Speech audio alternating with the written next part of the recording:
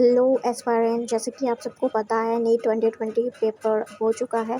उसके पेपर के मैं जो जितने भी मैचिंग क्वेश्चंस थे वो मैं आपके सामने लेके आई हूँ और उनको सॉल्व करते हैं वन बाय वन। पहला क्वेश्चन जो हमारा है मैच और द फॉलोइंग का, जिसमें है आयरन, जिंक, बोरॉन, मोलिब्डेनम और जिसको हमें लिस्ट 2 से मैच करना है।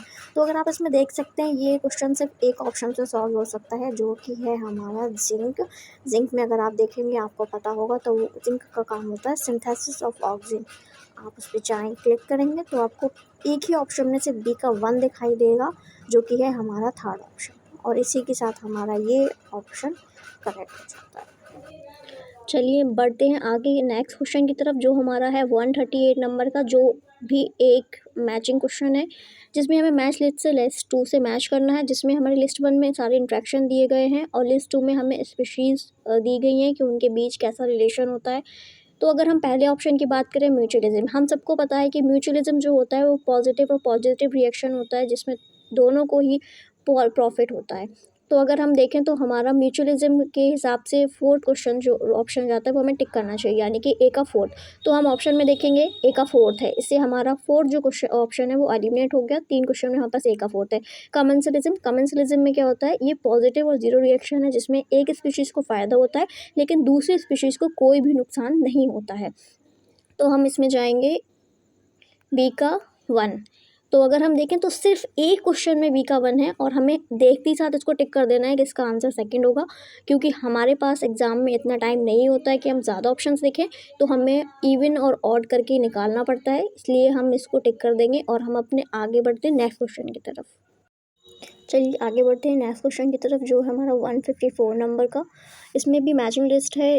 इसमें हमें ये हमारा human health and disease chapter से आया हुआ है क्वेश्चन, जिसमें हमें लिस्ट मैचिंग करनी है। जो उसमें हमारा लिस्ट 1 में हीरोइन है, मैरिजुना है, कोकेन है और मॉर्फिन है। तो अगर आपको पता है जो हीरोइन होता है वो स्लो डाउन करता है बॉडी फंक्शन को, और हमारा इसके हिसाब से हो गया ए का सेकंड, और ए का सेकंड सिर्फ एक ऑप्शन में है जो कि हमारा नंबर 1। तो हम नंबर 1 को टिक कर देंगे और ये हमारा आंसर हो जाएगा। मैरिजुना से भी देख सकते हैं आप, अगर आपको 2 ऑप्शन से पिक करना है तो आपके पास टाइम है तो आप भी कर सकते हैं। मैरिजुना जो होता है वो हमारा इफेक्ट ऑन कार्डियोवैस्कुलर सिस्टम पे होता है। तो अगर आप इसको ही मिलाना चाहते हैं तो बी का 1 हो जाएगा, सी का 4th हो जाएगा जैसे कोकेन है, interfere with transfer of dopamine, और डी का 3rd है यानी कि मॉर्फिन है। मॉर्फिन का मतलब होता है पेन किलर ऐसा वर्क करती है। तो आप इसे हमारा पूरा ऑप्शन चेक हो जाएगा और हमारा इस क्वेश्चन के हिसाब से 154 के क्वेश्चन का आंसर हो जाता है फर्स्ट।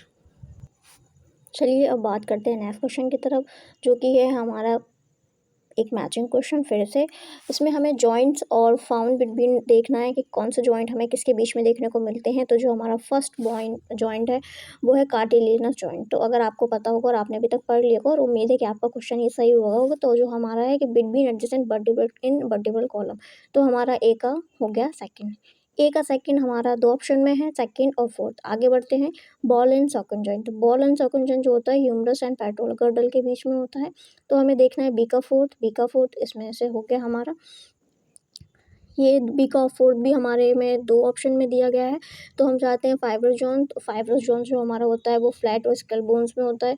सी का फर्स्ट है, तो इससे हमारा ऑप्शन निकल के आ जाता है सेकेंड। ही इस आंसर का आंसर है सेकेंड इस क्वेश्चन का। यहाँ मैं आपको इन्फॉर्मेशन दे दूँ, अगर मेरे चैनल पे आप नए हैं तो मेरे चैनल को सब्सक्राइब कर लीजिए और नोटिफिकेशन बेल ऑन कर दीजिएगा। ये मेरा इंस्टाग्राम हैंडल है, जिसमें आपको डेली क्वेश्चन प्रैक्टिस मिलेंगे, नोट्स मिलेंगे, मोटिवेशनल रील्स मिल सकती हैं मिलेंगी, और आपको डेली क्वेश्चन बेसिस मिलेंगे जो मैं खुद बनाती हूँ नीड बेसिस पे।